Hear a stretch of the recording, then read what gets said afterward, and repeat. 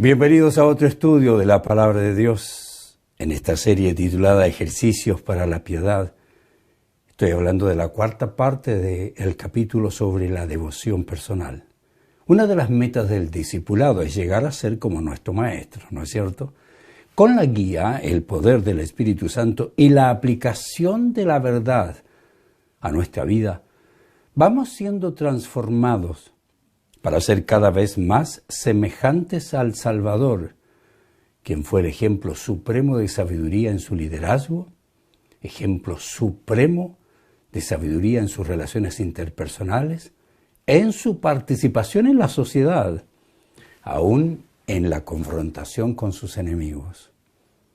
Lindo ejemplo a seguir. Por eso quiere que seamos sus discípulos. Estudiemos ahora este serio compromiso que debe tener todo cristiano. El discipulado, un compromiso serio de devoción total a nuestro Rey y Señor. Es serio este compromiso, no es juego, no es religión.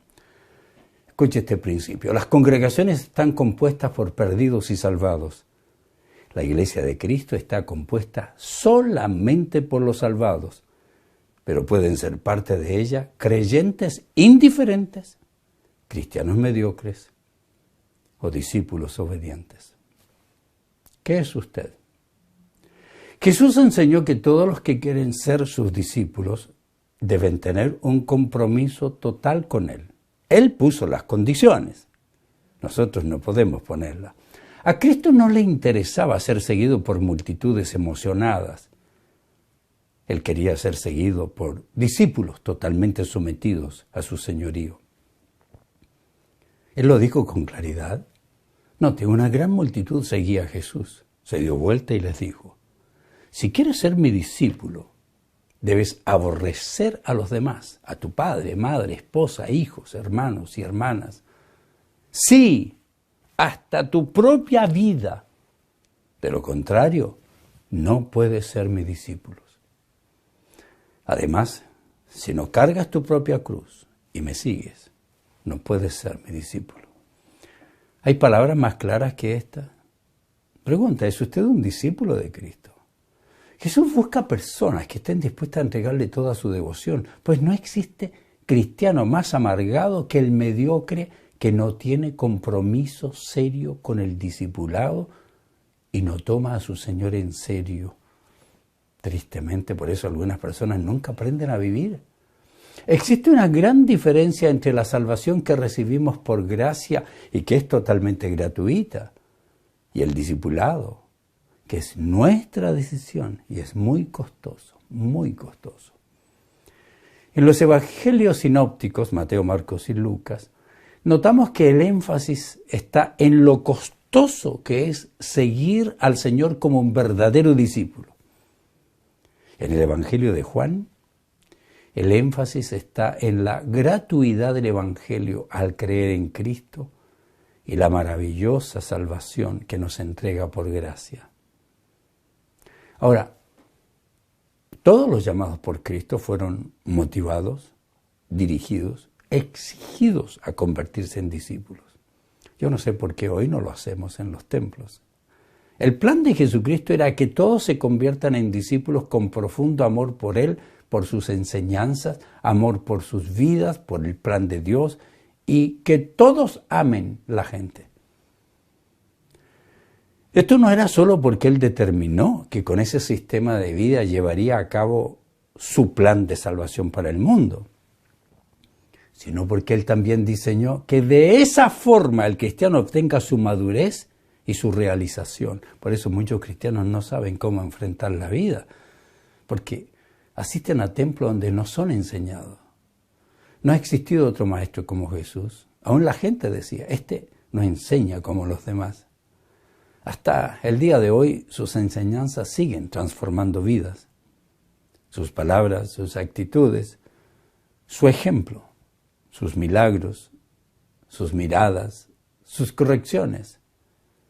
Aún su comportamiento que vemos en la Biblia, todo era parte de un curso intensivo para que esos creyentes que Él había elegido se transformen en discípulos que Él necesitaba para que continúen con la labor que Él les encargaba.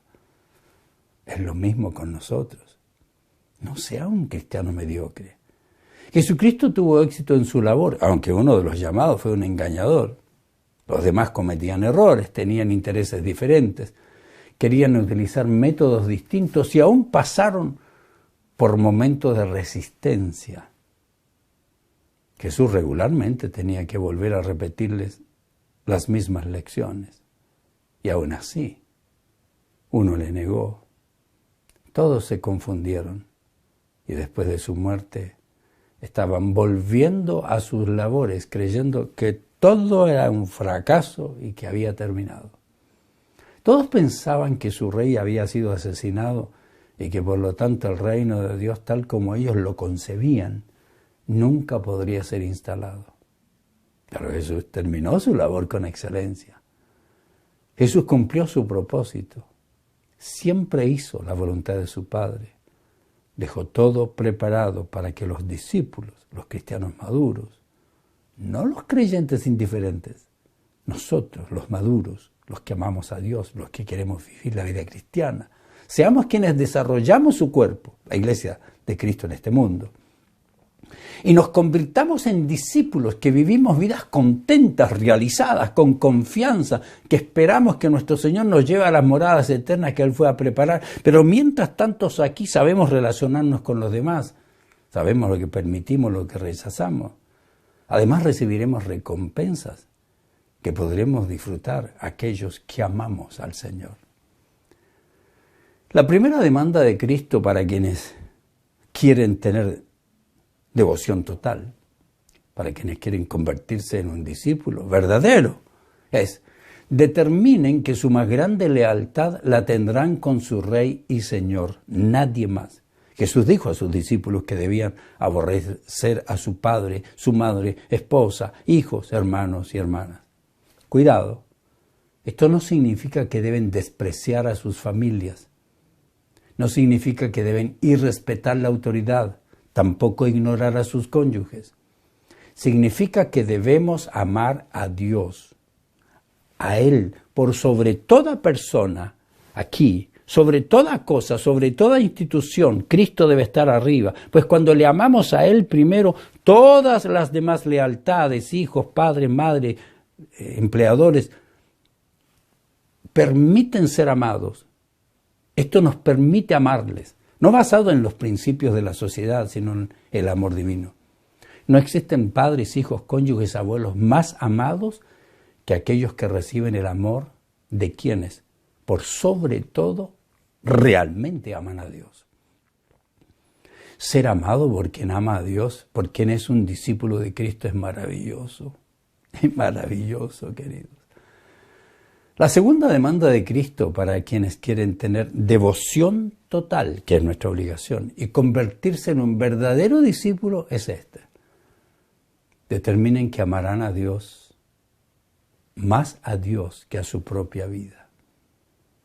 Esto es importantísimo. Jesús dijo que debíamos sobreponer la lealtad a Él aún por sobre nuestra propia vida. Con estas palabras confrontó a quienes lo seguían. Dijo: si quieres ser mi discípulo, debes aborrecer hasta tu propia vida. Jesús enseñó que no puede ser discípulo del Maestro quien no está dispuesto a dar su vida por Él. Esto no significa odiarse, más bien significa amarse como el Señor nos ama.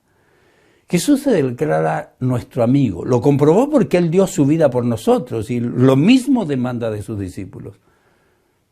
Debemos no solo estar dispuestos a vivir para Él, sino también a morir por Él. Podemos morir literalmente si somos perseguidos hasta la muerte. O debemos estar dispuestos a ir muriendo día a día al dominio que tiene el viejo hombre que debe ser crucificado. Es decir, si le dominaba su mal genio, su irrespeto y peleaba, discutía, insultaban, tiene que permitir que todo aquello vaya cambiando. Jesucristo dijo: no hay un amor más grande que el dar la vida por los amigos. Ustedes son mis amigos si hacen lo que yo les mando, aunque no les guste. Yo no los llamo esclavos porque el amo no confía sus asuntos a los esclavos. Ustedes ahora son mis amigos, porque les he contado todo lo que el Padre me dio. Ustedes no me eligieron a mí, yo los elegí a ustedes. Les encargué que vayan, produzcan frutos duraderos. ¿Están produciendo frutos ustedes? Dice, así el Padre les dará todo lo que pidan en mi nombre. Este es mi mandato, ámense unos a otros. Los discípulos de Cristo debemos ser sus amigos, por lo que también debemos estar dispuestos a dar la vida por nuestro amigo. Eso es devoción total. La tercera demanda de Cristo se pone más difícil, ¿cierto? La tercera demanda de Cristo para quienes quieren tener devoción total y convertirse en un verdadero discípulo es: determinen que vivirán una vida de negación de todo lo que no agrade a quien es su Señor. Jesús dijo, además, si no cargas tu propia cruz y me sigues, no puedes ser mi discípulo. Debemos matar toda pasión que va contra Dios, llevar a la muerte todo intento de que nuestra carne nos domine. Y así como Cristo cargó su cruz para dirigirse a su muerte, así debemos cargar nuestra cruz y dirigirnos siempre a la muerte de nuestras pasiones desordenadas, nuestras acciones indebidas, nuestras palabras hirientes, nuestras actitudes pecaminosas. Este es uno de los más serios compromisos. Debemos mantenerlo minuto a minuto, segundo a segundo, día a día, porque la carne segundo a segundo, en toda relación, en toda acción, en toda palabra y en toda institución, la carne nos estará motivando a negar a nuestro Señor con nuestras palabras, acciones o actitudes. Debemos seguir la voluntad de Dios, no nuestra voluntad. La vida de discipulado es un compromiso total. Compromiso en última instancia es lo que se nos ordena en Lucas 14, en este llamado a dejar todo por ser discípulos. También recuerda lo que dice Romanos 12, la orden de mantener bajo control nuestra naturaleza pecaminosa mediante el dominio propio. Esa es característica de un buen discípulo. Compromiso es morir a nosotros mismos. Permitir que el Señor se haga cargo por completo de nuestras vidas. Dicho de otro modo, significa la entrega de la vida para someternos totalmente a la voluntad revelada de Dios. Significa el deseo y la voluntad de elegir someternos al Señor y sus valores, sin importar el costo. Someterse a Dios cuando tiene un conflicto, para hacer lo que Él manda. Entonces, en esencia, esta es una devoción decidida que implica amar al Señor con todo el corazón. Significa ponerlo a Él en primer lugar y, por lo tanto, buscar primero el reino de Dios, es decir, el reinado, el gobierno de Dios en la vida de uno. Todo lo demás será añadido. Fundamentalmente, entregar toda nuestra devoción a Dios es una cuestión de fe también. ¿Confiamos en Él o no? Es una muestra de nuestra confianza implícita en Dios. Cuando habla del poder del dinero, el Señor enseña que nuestra única lealtad debe ser con nuestro Señor, porque no podemos servir a dos señores. El dinero es un señor poderoso.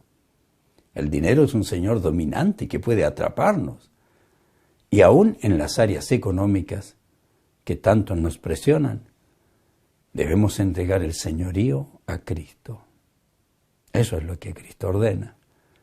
El primer mandamiento es: no tendrás dioses ajenos delante de mí, fuera de mí ningún otro Dios. Dios fue el soberano que sacó a su pueblo de la tierra de esclavitud. Dios fue quien los eligió para que sean su pueblo, quien los bendecía cuando obedecían, los metía en temporada de juicio, castigo, sufrimiento, cuando desobedecían, porque Él es el Señor. Él les dice que Él era el único soberano, que todos los otros dioses de los paganos, todas las otras lealtades, todas las otras autoridades que tenían sobre su vida, debían ser desechadas para poner a Dios en el lugar de dominio, para poner a Dios en el lugar de autoridad que solo a Él le pertenece. Así que una mujer pone a Dios en el lugar de autoridad por sobre su marido, cuando ama a su marido, cuando lo exhorta, cuando lo anima. Note esta declaración. Yo soy el Señor tu Dios, que te saqué de la tierra de Egipto, de la casa de servidumbre.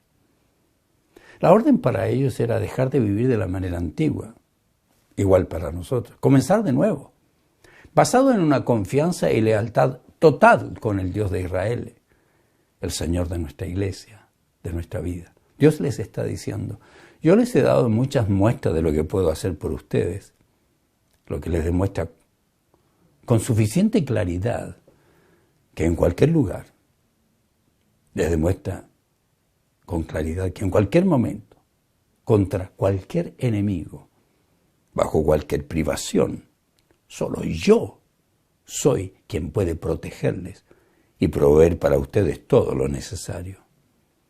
Ustedes no necesitan tener ningún otro Dios, porque no existe otro.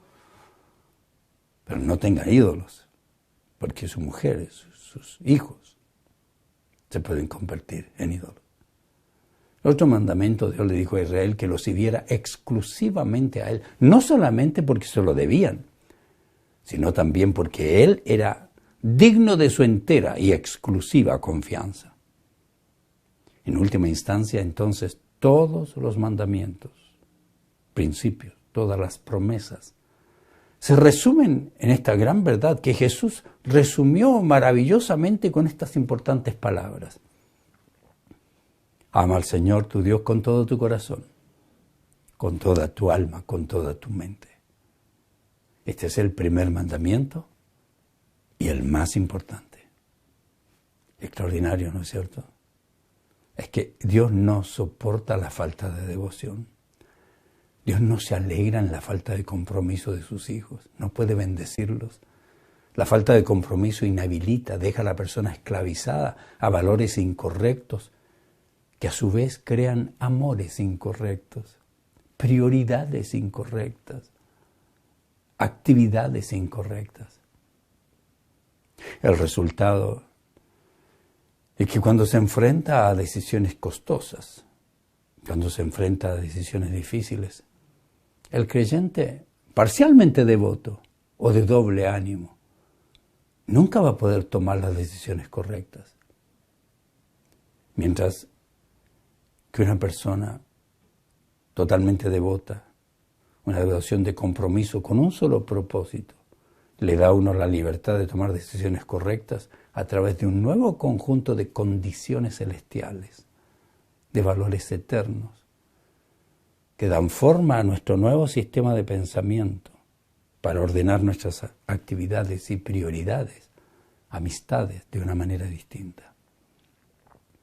Un discípulo devoto es quien está totalmente comprometido a caminar por esta vida como un peregrino, un mero residente temporal, como alguien que está dispuesto a viajar ligero, como alguien que está dispuesto a viajar sosteniendo suavemente las cosas, para que cuando el Señor nos la quite, no nos iramos nosotros por tener agarrado. Tenga las cosas sueltas.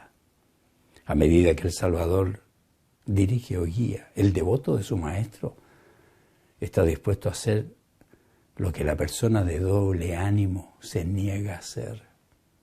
El devoto está listo a renunciar a la riqueza material y la seguridad que a menudo le ofrecen las posesiones, sin despreciar su responsabilidad, al prestigio, la comodidad y otras cosas que el mundo atesora y persigue.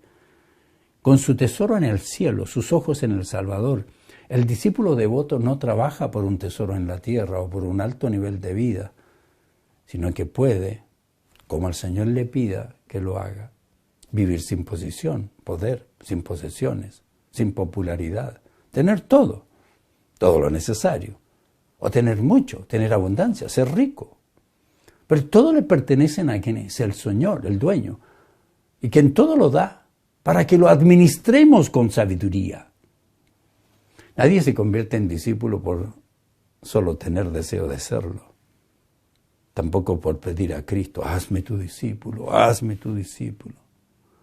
Convertirse en un discípulo que responde por pasión, por convicción, por amor, que está dispuesto a dar la vida por la causa, a dejar costumbres y pecados.